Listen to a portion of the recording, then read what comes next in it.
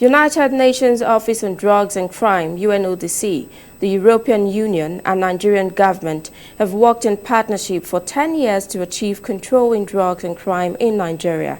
At the closing of the 10-year project, fully funded by the European Union, stakeholders have converged to discuss independent evaluation of UNODC's response, precedents and achievement of the program in country.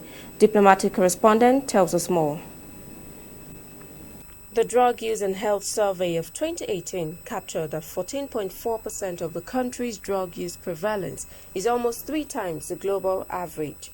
Hence, the need for intervention for drug abuse and other related crimes in Nigeria. Prior to the commencement of the project, Nigeria had no drug treatment centers and other infrastructures, but 10 years down the line is a different story. This is clearly not the end of the road. More investment is needed, both nationally. It was good to hear from the Minister of State for budgeting and planning that it will be included in the national budget, and the international community. So we appeal to the international community to build on the success that is there and to make the sustainability. We see Nigeria also in the region, in Africa, as taking a leading role on all this, and I'm sure that in the future we will continue to see very positive commitment.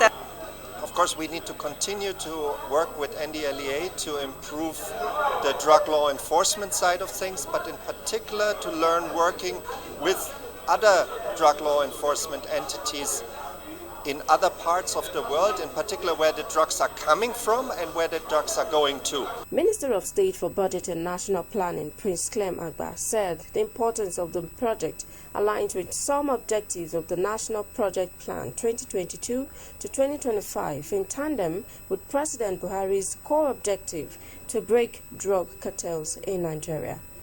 Some of these National Development Plan objectives include to improve efforts of state and civil society actors in fighting drug production, trafficking and use, as well as curbing related organized crime. In the same vein, Minister of State for Health commended the team for their effort while pointing that sustainability is key. We are not going to let this noble initiative die. We are going to do everything possible to make sure that the project continues. Funding will continue from government, and we are partners also desire to continue funding us in this regard. We also welcome it and see it as an improvement on what is already on ground. Recommendations were given to strengthen data collection, target health-oriented and inclusive intervention, and balance policy choices. Joy Annie, ASO Radio News.